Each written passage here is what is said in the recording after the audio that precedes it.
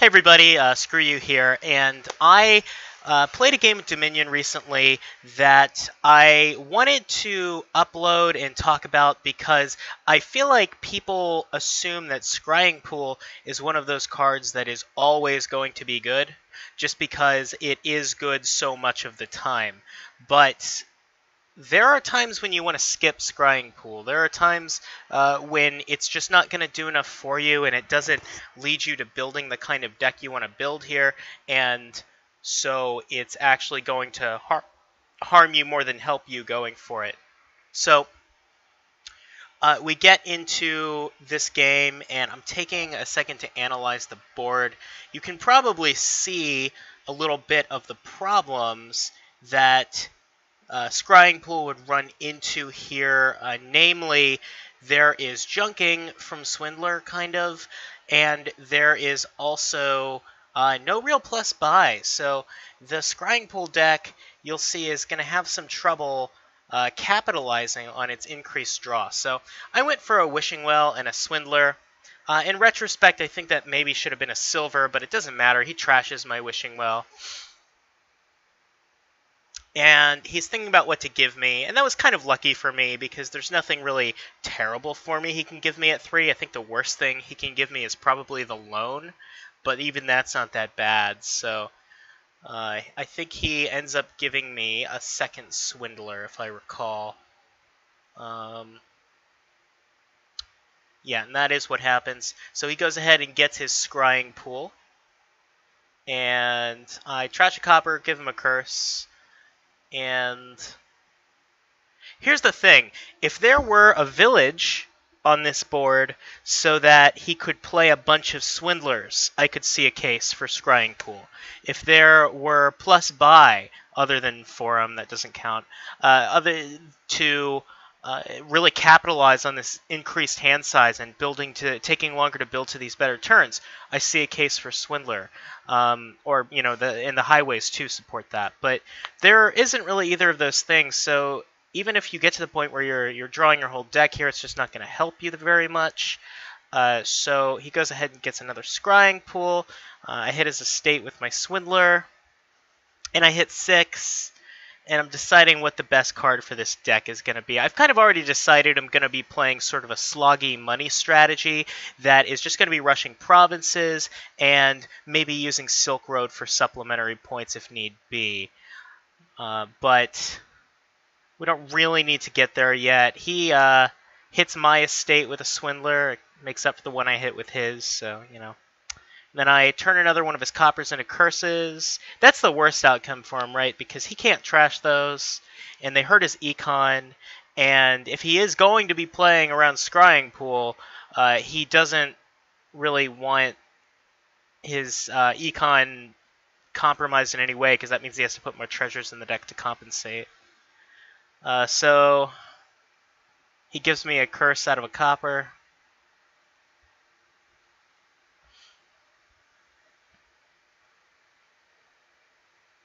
Interestingly enough, I may have considered grabbing a potion to get a Philosopher's Stone in this deck. It's kind of funny when the board, he hits my estate again. That's pretty lucky for me. But when the board is such that I think that Philosopher's Stone is better than Scrying Pool here. And so he goes ahead and grabs himself a Wishing Well. I trash his Wishing Well, and I decide that the worst card for his deck is probably the Loan. Even though it trashes the coppers, he's also going to need to put other treasures in the deck that it might hit, and it's a stop card for him, so I go ahead and give him the Loan. And I hit 5 here. I think that the clear choice for me is a Forum. So that's what I take. To be fair, okay, the Scrying Pools aren't completely crazy. I do think they're worse, but there is an idea here that you could be getting a bunch of highways, reducing the cost of cards to 0, and then playing a Swindler to turn something like a gold, or God forbid a province, into a curse for me. And that's a thing he maybe could have done. I think that's way too slow, though, and kind of unreliable as a deck. So you know, there's a chance that that might have worked out, but in general, the purpose of this is to the purpose of me commentating on this and going through this game is to display, I think, where Scrying Pool can actually be a little weak. There are times you want to skip it. Namely, the Scrying Pool isn't weak, but when it doesn't have really anything to enable or support, as is the case here. So you'll see me grab a gold. And to be perfectly honest, you can I'm going to keep commentating until the end of the game, but if you are wanting to see this play out, you can. But you can probably kind of get a feel for what happens from here. I basically play big money and play my swindlers whenever I can. I do get a couple of Silk Roads, and I wouldn't say I play optimally. I make a couple of mistakes in terms of triggering suboptimal shuffles here and there. But you know, I fill my deck with forums and golds and silvers, and I hit provinces and Silk Roads, and eventually, I just win the game that way because he's building this deck that draws so much, and he plays like 5 Scrying Pools on me a turn. But it just doesn't matter because he's not really doing a whole lot else, and I get a lead here by 2 or 3 provinces. And in fact, I'm just going to go ahead and speed up along here because, again, this is something where you can kind of see. And here's the thing. He also has started greening in response. He sees what's happening. Yeah, he sees that he's in this situation where he can't really capitalize with plus buy or increased payload. If he was getting a bunch of highways, maybe he'd be in a better spot with that swindler trick I mentioned, but even then.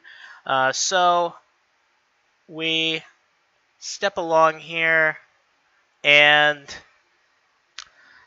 the other thing is that normally a big money strategy is wanting to end the game quickly because it front runs with a points lead. But in this case, my big money strategy is greening so much better than his. I can accommodate green cards because my deck is so much thicker.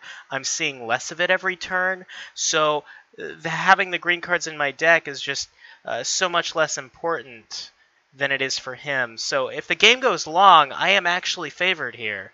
And so I think, decide to stall the game out and get the Silk Road here instead of the province.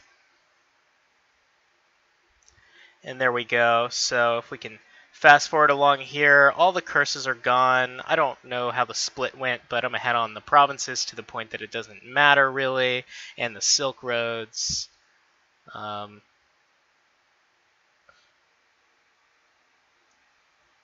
So yeah, you can kind of, again, sort of foresee what's happening here.